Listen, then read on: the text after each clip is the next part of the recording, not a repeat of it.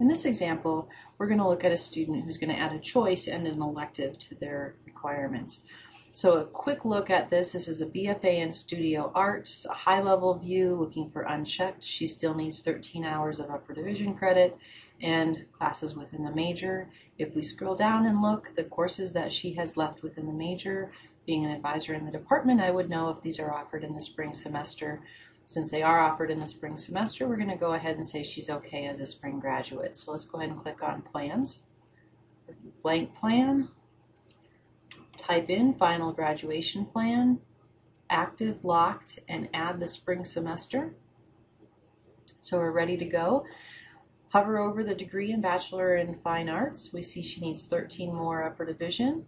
Within the major in Studio Art, we also see that she needs a C or better in all of her classes, so we need to make sure we note that as we're putting it together. And she's not worried about independent studies, so we're going to leave that one alone. So we open the major in Studio Art, and we find that Art 494 is an easy drop drag because it's one class in. But these are a little bit different. We have 3 credits in this selection of courses. At that point, as an advisor, you have an option. You can either open this one up and say, all right, looking at this list of classes, here is the titles to the courses. So as an advisor, you don't have to have all these numbers memorized. As you're going through the list, the student is really interested in Arts 322, the 20th century art and modern architecture. And I happen to know they're offered next semester, so we know that she can choose between these two. So we're going to use the plus key, add it as a choice. So we're not dragging it over in this case. We are going to click on the ... So we're going to say she's going to choose between ARTH 322, add another option, ARTH 323. If there was more, you could add another option until you were done. In this case, we're going to say done on here. The advantage of doing this is as the student finishes or registers for the course, this will actually check off as the student registered for what you said they were going to. The other option in doing it is we can go ahead and say add requirement and do a placeholder. So the student has no idea what they want to take in that range. So we can say comment, and we'll say ARTH 300 or 400 level for 3 credits and min grade C. So we have that one ready to go. So we really have either of these two options as we do this.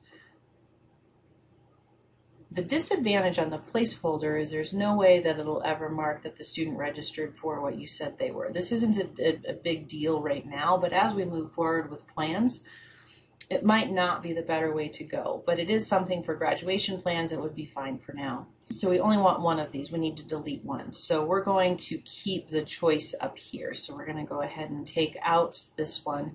So under the S in notes, go to the white area in it and then do minus for delete, and it's gone. So we've now added that. The student also needs 6 credits in studio level art courses. So we have discussed what she wanted to take. And student came forward and said that she wanted to take ARTS 452 and ARTS 492. Remember we said we needed a minimum grade of C on these. So we now have, and we needed a minimum of 3 credits here. If you remember, the other requirement was that she was 1 credit hour short in electives, so we need to add that. Because it's not really a choice, there's not a specific course, it's not a GPA, it's not a non-course, the only option is placeholder.